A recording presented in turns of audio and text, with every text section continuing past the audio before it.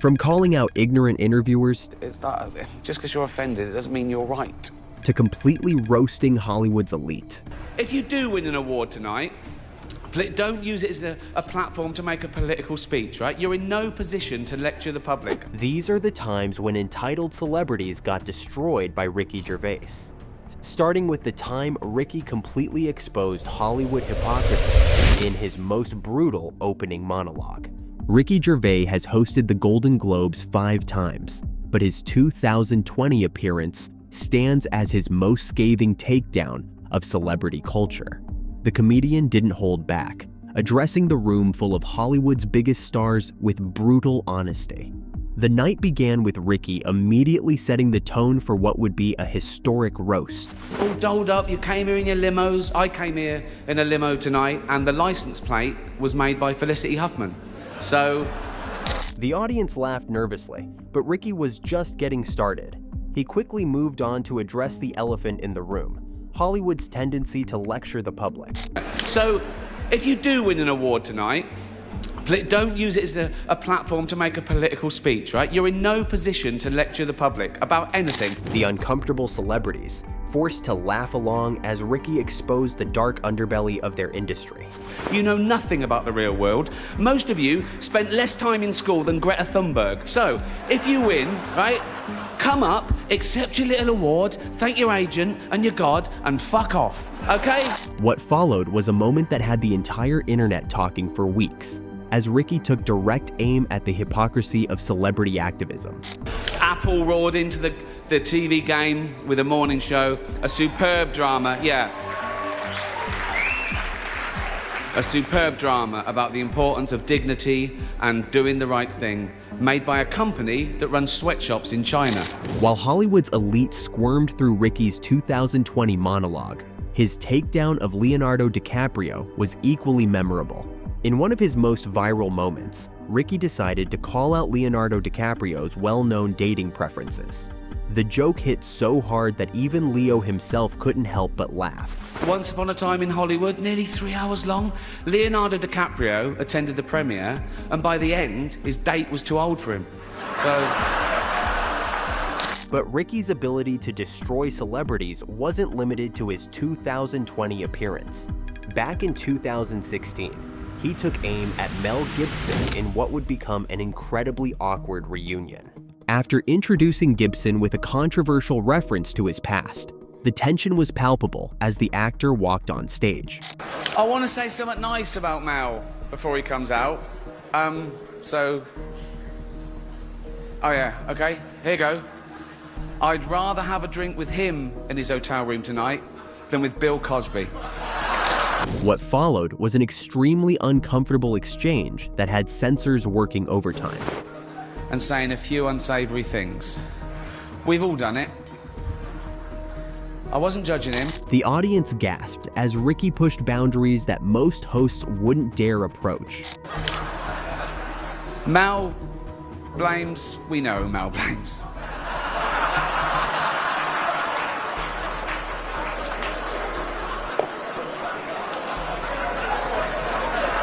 Listen, I still feel a bit bad for it. While this interview was an easy roast for Ricky, but this next interviewer struggled to handle the comedian's jab. In an infamous 2018 interview on The View, where Joy Behar questioned Ricky's politically incorrect Golden Globes hosting style. Well, when you go on the Golden Globes, a lot of time you are politically incorrect and hilarious, of course. Thank you. And so, thank you. Ricky took the opportunity to deliver a masterclass on the nature of offense. Well, yeah, well, that's the thing about offense, isn't it? When people say they're offended, it's that just because you're offended, it doesn't mean you're right, you know? It's... offense is about feelings, and feelings are personal. Some people are offended by equality. So what? With one sentence, he turned a sensitive topic into a philosophical mic drop, leaving Joy Behar nodding, likely rethinking her question. But she wasn't done yet. This time, she tried a playful jab about him being a germaphobe and started touching him. No, they said keep it quick, just go and sit down. oh, okay, so we can touch it? Yeah, of course. Because you gave hugs the last time you were here. I feel like a strippergram. It's incredibly hypocritical that just moments after she and her colleagues touched him without his permission, she had the audacity to call him sexist.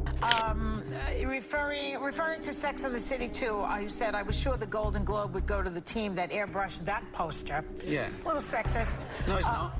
Why is it sexist? Well, because you're saying that the girls are older and they need to be airbrushed. No, I think they look great at their age. Oh. Why hide it?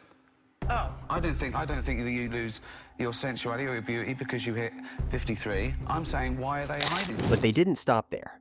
One bold interviewer went as far as accusing him of promoting masculinism, simply because his show featured, in his opinion, the 4 best comedians, all of whom happened to be men. No women comedians on that panel? Who would you replace? I don't know. No, because it was 4 people. There's just 4 people. Yeah, so who would you take off? I wouldn't. I would just add. There you go. These are his favorites. He has the right. When the interviewer thinks women aren't funny, that's just what he says to shut them up. Lewis famously said at one point that he didn't think women were funny. Do you think women are funny? What's the difference? That's ridiculous. It's a different sensibility. Statistically, less women go into stand-up from what I've seen, so there's probably less to choose from. Right. But yeah, there are loads of funny women. I've worked with loads of funny women. Of course I have. There's loads of funny women here. After being thoroughly roasted, they attempted one final jab, taking the insult to a deeply personal level. He just speaks or tweets. Yeah, no, he's great. But He he was just great can't in the show. sustain an hour-and-a-half show. How many people can? And he clearly had a bit of a Yeah. problem, and I assume he's sorting out. Yeah. That's right. Yes, he is. He is sorting it out. How are you, Ricky? I haven't come here to be insulted. Why don't you like... While these hosts were too serious, this next host tried to match Ricky's humor. In a 2011 episode of Conan, the late-night host tried to match Ricky's irreverent humor. What followed was an immediate comedic takedown that set the tone for their interview. How are you? Nice to have you here. Oh, it's great to be here. Yeah. Nice new studio. This is new. This is Yeah. a new experience, yes. Yeah, it's great to... Giant moon, big fake moon behind you. Actually, the studio was easier to find than the channel on the TV. Ricky doesn't stop at the moon joke, transitioning seamlessly into mocking how difficult Conan's show is to find on television. Keep going, you go to costume jewelry, eyebrow plucking channel, and you know. And then eventually you find Osama bin Laden's got a chat show just before yours. it's very good.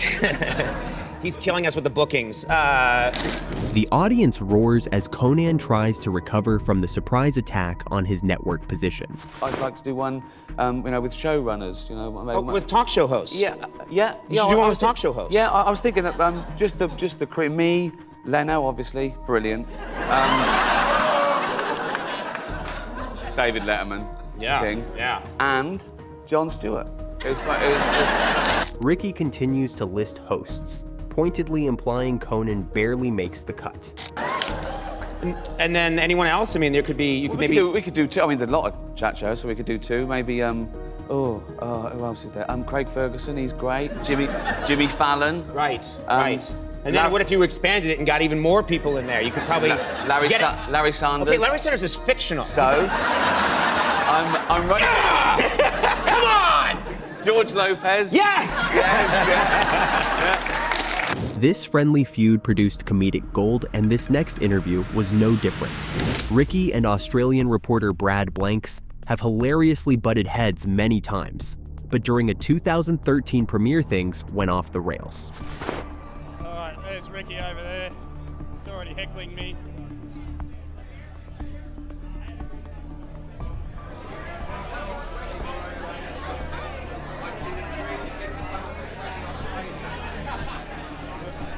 The reporter started it, but it didn't take long for Ricky to get back at him. I just drove, right, from the Upper East Side. No, really? About an hour, and I need a beer. All right. I'm not driving back. I mean, I had a driver. Of course I had a driver. Of course. Now I'm just showing off. Without missing a beat, Ricky launches into a brutal takedown of Brad's appearance that somehow remains hilarious. You ask, it's horrible. It feels worse than it looks. Imagine that. Just think of that. So look at that, right? And then imagine it feels and smells worse than it looks. I'm married. And imagine what it tastes like. Ricky and Brad's toxic relationship dates all the way back to a 2008 HBO interview where their comedic style was already well established. We've got a cartoon in England for a cereal called Sugar Puffs, and there's a thing called the Honey Monster, which sort of reminds me of you, but I don't know if that travels internationally. In a twist, Brad runs with the insult like it's a compliment. A week of our courting period, she bring her sisters up, and they sent the photos off, and the sisters came back. You know what he is? He's the Honey Monster. Really? So that's great, Ricky. I don't know how you... Ricky is caught off guard by Brad's response and doubles down on the insult. A huge, giant alien baby with a thyroid problem. I can keep them coming. Well, is it the head? Is it just the fleshy part? No, of it? it's just that you're big happy. You're a big right. happy monster. All right. I love you. This is all affectionate. This isn't an insult. Ricky and Brad go to great lengths to make everyone think they can't stand each other. Let's just swear then. Fuck, Ricky. You dope. Insult each other. You fucking cunt. You big fat fucking cunt of a lummox. You little fucker. I fucking big Australian sweaty cunt of a useless blob. I fucking loved you when you were fat. You fucking... That's the best insult. I fucking loved you when you were fat. That's brilliant. I still love you when you're fat. But the audience knows the truth behind their dynamic.